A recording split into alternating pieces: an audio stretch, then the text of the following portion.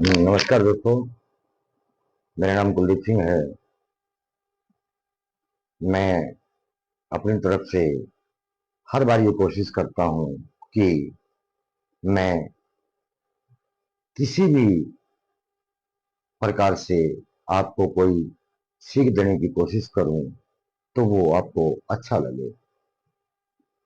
आज मैं एक छोटी सी कहावत के जरिए आपको एक सीख भरी कहानी सुनाते हुए मैं कुछ सिखाना चाहता हूँ और उम्मीद करूंगा कि आपको मेरी ये सीख भरी कहानी आपके दिल को छू जाएगी।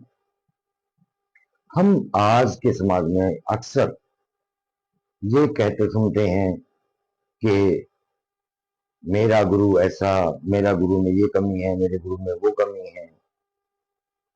तो किसी ने कहा है कि गुरु कहे सो कर, गुरु कहे सो कर, गुरु करे सो ना कर। गुरु कहे सो कर, गुरु करे सो ना कर।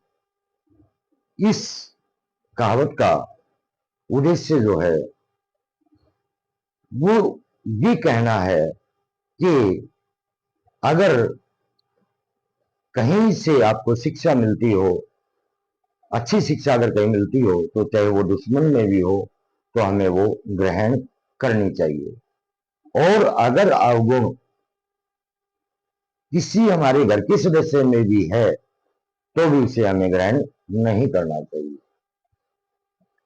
तो इसी कहावत को मैं एक कहानी के जरिए आपको बता रहा हूं कि जैसा आप जानते हैं कि पुराने समय में हमारे स्कूल नहीं हुआ करते थे, गुरुकुल या आश्रम ही होते थे हमारे, जहाँ पे बच्चों को शिक्षा दी जाती थी। तो एक आश्रम में एक अध्यापक कह लीजिए या मुनिवर कह लीजिए या एक सन्यासी जो बच्चों को अपने आश्रम में शिक्षा दिया करते थे।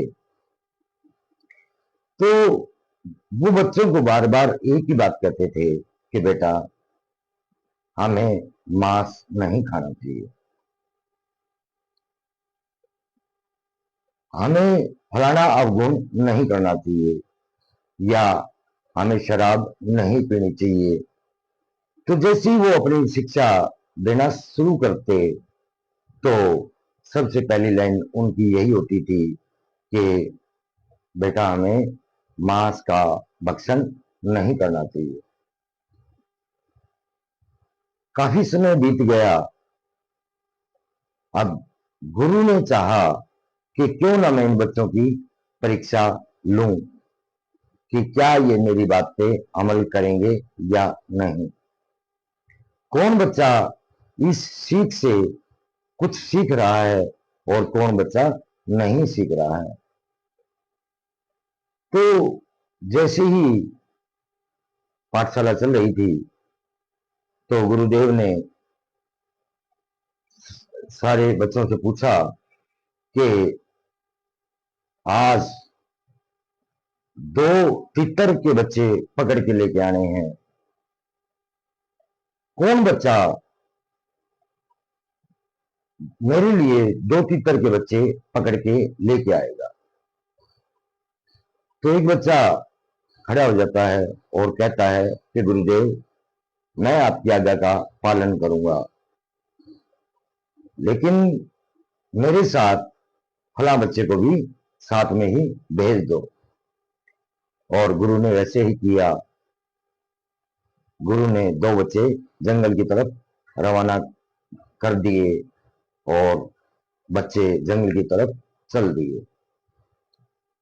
बच्चे जैसे ही जंगल में गए और उन्होंने तीतर के दो बच्चे पकड़े और लाके गुरु जी को, गुरुदेव को अर्पित कर दिए।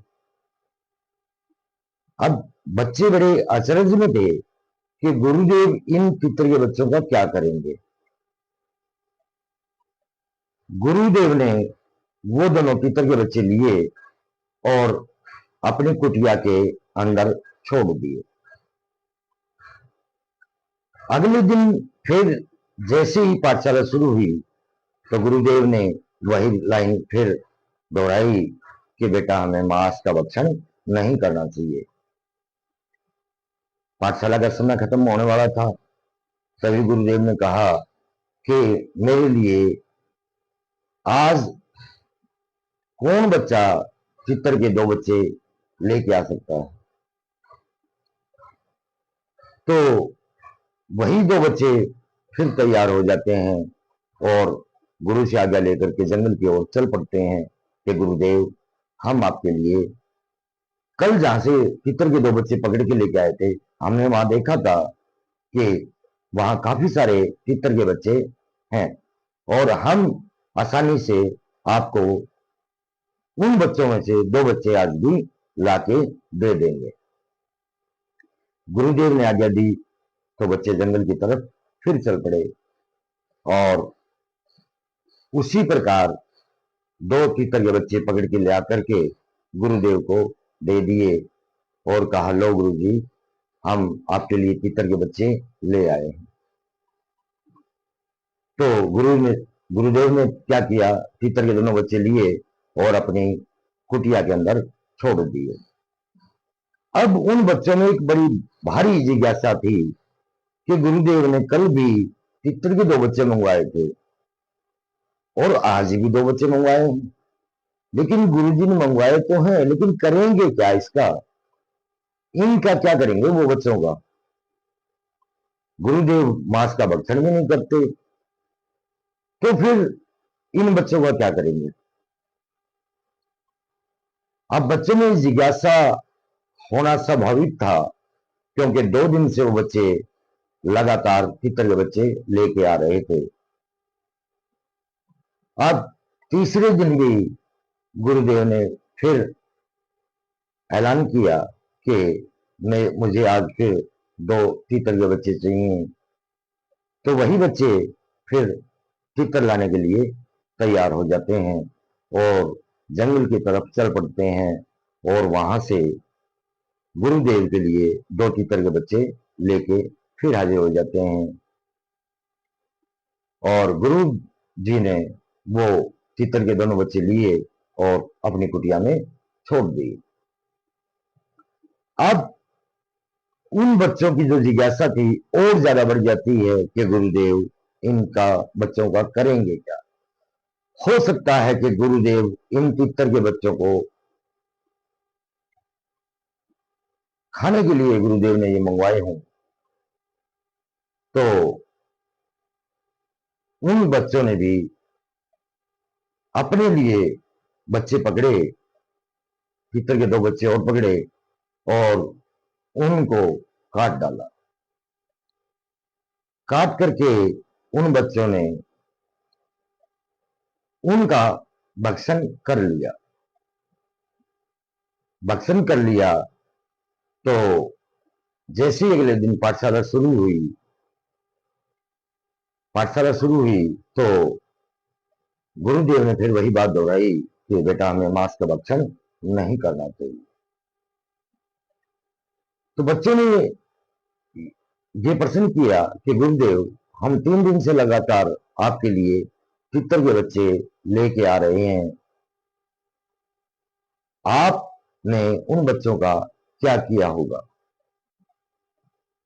गुरुदेव जानकार थे इस बात के कि बच्चों ने मेरी नकल जरूर की होगी और गुरुदेव ने वो बच्चे पकड़ के जिंदे ही निगल लिए। तो बच्चे फिर कहने लगे कि गुरुदेव, आप तो कहते हो कि भाई हमें मांस का भक्षण नहीं करना चाहिए, लेकिन आप तो उन तीतर के बच्चों को जिंदा ही निगल गए। उधर से आप हमें ये शिक्षा दे रहे हो कि हमें मांस का भक्षण नहीं करना चाहिए। तो बच्चों की जो जिज्ञासा थी,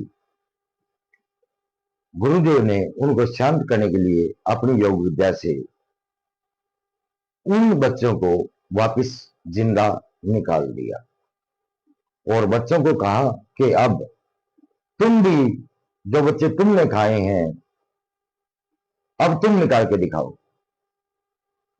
अब बच्चे चाह करके भी उन बच्चों को नहीं निकाल पाए, क्योंकि वो जो मांस के रूप में जो उन बच्चों ने खाया था वो उनके शरीर में भोजन के रूप में पच चुका था। तो गुरुजी ने बच्चों को कहा कि बेटा, मेरे पास योग विद्या थी, मैं योग विद्या से इन बच्चों को, पितर के बच्चों को अपने पेट के अंदर जिंदा रख पाया, और आपने जो खाए वो मांस के रूप में खाए थे। तो उस दिन से गुरुदेव ने ये बात बच्चों को समझाई कि बेटा, गुरु कहे सो कर, गुरु करे सो ना कर। तो हम अक्सर अपने गुरुजनों की जीवनचर्या को देख के कुछ नकल करने की कोशिश करते हैं, लेकिन हम ये भूल जाते हैं कि गुरुजनों के पास जो पावर है या शक्ति है वो परमात्मा की दी हुई कुछ विशेष शक्ति होती है। तो मेरा कहने का उद्देश्य ये है कि अच्छी शिक्षा अगर हमें कहीं दुश्मन से मिले तो वो भी हमें ग्रहण करनी चाहिए, और अगर कहीं हमें बुरी शिक्षा हमारे किसी परिवार के या निजी सदस्य में भी अगर हो तो वो ग्रहण हमें नहीं करनी चाहिए। तो उम्मीद करता हूं कि मेरी ये कहानी आपको अच्छी लगी होगी और इससे आपको कुछ न कुछ सीखने को जरूर मिला होगा। तो आपसे रिक्वेस्ट, प्रार्थना कि अगर आपको मेरी ये वीडियो अच्छी लगी हो तो लाइक, शेयर और सब्सक्राइब करना ना भूलें। धन्यवाद साथियों, बहुत बहुत शुक्रिया, मेहरबानी, नमस्कार।